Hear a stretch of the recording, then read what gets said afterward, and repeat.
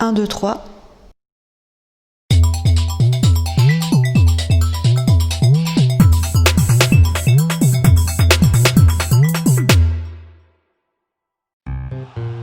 Guten Tag et bienvenue dans ce nouveau numéro de Udo by Udo. Donc cette fois-ci c'est un peu particulier car c'est nous qui vous accueillons à l'exposition Just We Art. C'est une exposition qu'on organise avec 18 artistes issus de milieux totalement différents qui sont réunis à la Haute Galerie du 1er août au 31 août. Nous allons vous présenter 3 artistes faisant partie de l'exposition Just We Art. 2 sculpteurs, Chris Paradis et Bruno Depré, et un peintre, Romuald de Mailleux. Vous me suivez ?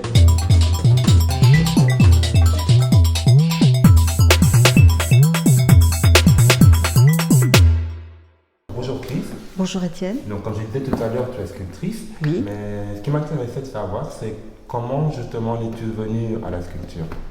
Eh bien, au départ, j'ai débuté comme modèle dans tous les ateliers de plusieurs académies et j'ai découvert la sculpture et ça m'a vraiment plu. Cette ambiance, le travail avec la matière en 3D, la terre. Et du coup, quelques années plus tard, eh bien, voilà, j'ai été formée par Roland Dubois, qui m'a appris vraiment l'anatomie et la terre. Et puis, au fur et à mesure, j'ai évolué. Donc tu as commencé avec la terre, donc? Oui. Et comment justement? Je suppose que la technique est totalement différente entre la terre et le bronze, par exemple. Tout à fait. Et quel est le cheminement pour aboutir à une statue en bronze comme celle-ci, par exemple? Eh bien, le cheminement, c'est que ensuite j'ai appris la bijouterie.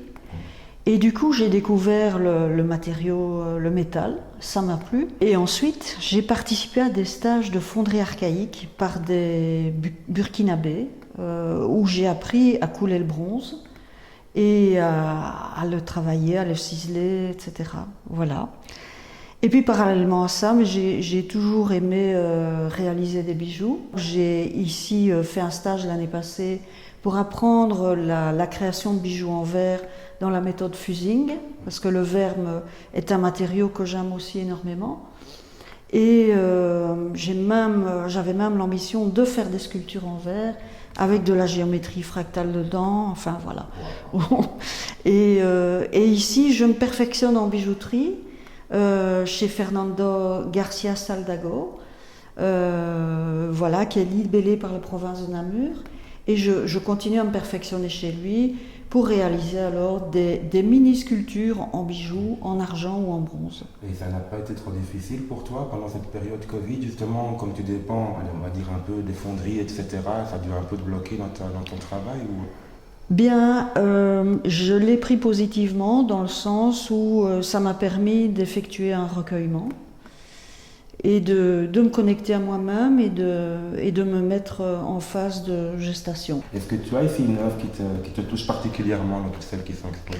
Eh bien, disons que Les âmes sœurs, c'est une œuvre qui, voilà, j'ai vendu l'original, je l'ai fait mouler et j'ai mis 6 années pour pouvoir la réaliser en résine.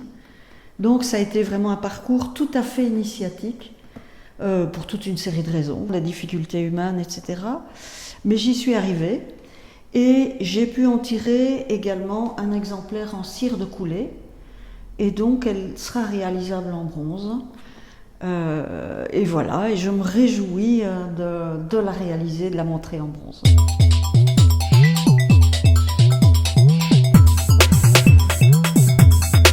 Just We Art. C'est la première fois que j'expose à Just We Art à la Haute Galerie.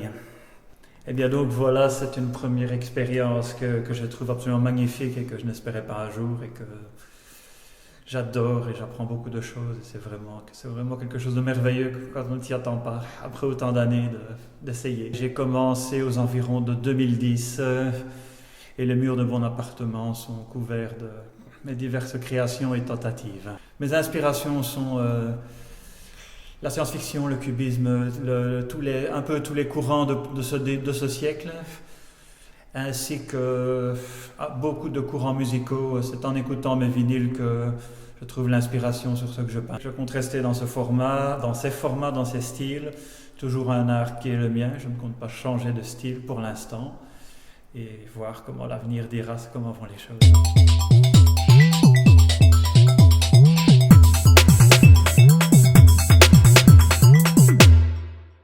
Bonjour Bruno. Bonjour Étienne. Ben, écoute, merci beaucoup de faire partie de cette aventure Just We Art. Et je voulais un peu savoir, est-ce que tu peux nous parler un peu de tes œuvres? Je vois que tu utilises beaucoup de matériaux recyclables. Eh bien, c'est ce qui m'intéresse beaucoup dans ce travail, c'est réutiliser des matières dont plus personne ne veut, dont plus personne n'a besoin. Je les récupère, j'essaie de leur donner une seconde vie, de leur donner un petit peu, de les sublimer un petit peu. C'est justement ça qui me captive, arriver à donner une seconde vie à des matériaux qui sont destinés à être jetés. Donc toute la phase recyclage, l'inspiration vient de ce type de matériaux. Et ta démarche a toujours été dans le recyclé, ou alors tu avais d'autres matériaux peut-être? Ce qui m'intéresse, c'est que je peux trouver ces matériaux à peu près partout.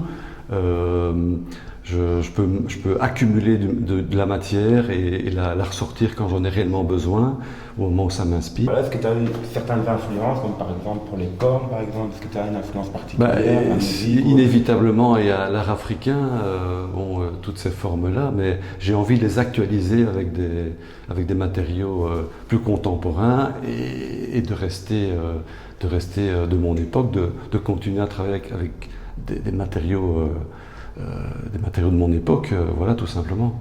Et quel est par exemple ton modèle ou tes influences, les artistes qui t'ont influencé par exemple? Ça ne se voit probablement pas dans ce type de travail, mais je suis vraiment un grand fan de Francis Bacon, dont j'ai vu l'exposition à Beaubourg il y a quelques temps. Là, ça a vraiment été une grande claque. Donc au niveau pictural, c'est vraiment un peintre pour moi majeur.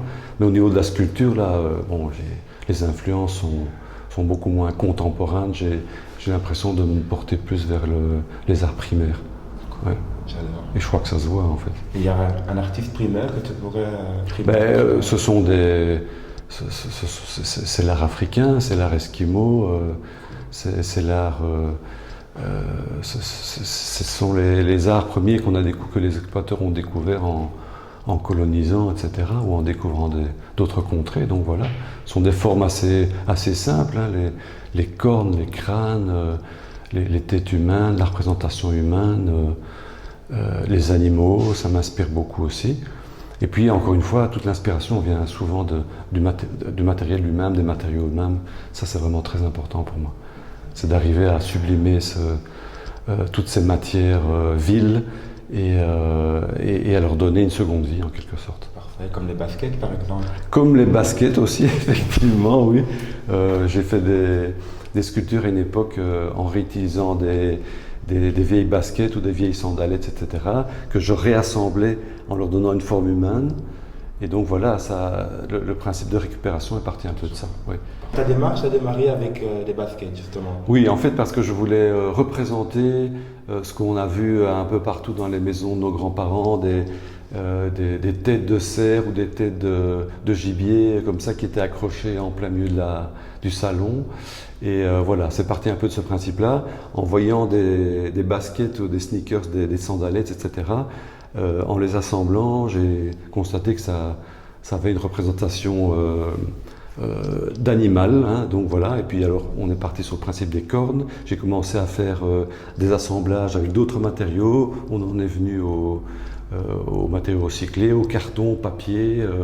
Alors tout ça mêlé avec du ciment, du plâtre. Et finalement, j'ai commencé à créer un espèce de vocabulaire. Et puis à partir de ça, de pouvoir me focaliser vraiment sur la représentation humaine, la représentation d'animaux et de têtes principalement. Est-ce que tu peux justement nous présenter une de tes œuvres, nous expliquer un peu le principe que tu as? Prenons celle-ci par exemple.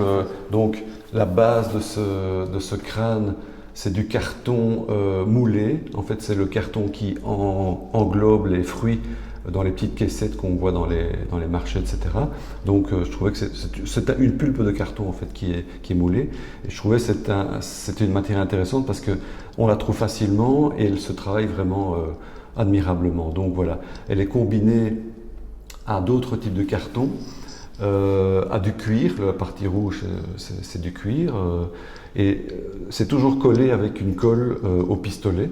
Donc l'effet un peu brillant là. L'effet brillant et cet effet qu'on peut apparenter parfois à la céramique, ça provient de colle au pistolet. Donc c'est une colle qui est destinée à placer des câbles pour les électriciens notamment. Et donc voilà, en mettant des couches superposées, j'arrive à les travailler, à les poncer ou à les patiner pour leur donner justement une texture et une connotation qui va un petit peu plus justement vers la céramique et justement vers la sculpture. Et tu avais, je pense, un petit message à faire passer concernant le soutien aux artistes. Alors tout simplement, acheter maintenant aux artistes parce qu'après ça ne sert plus à rien et c'est plus cher. Voilà, c'est sur ces beaux mots qu'on vous remercie. Merci Bruno. Merci Étienne. Merci à toi. Merci. Beaucoup. Just Reart, we want you.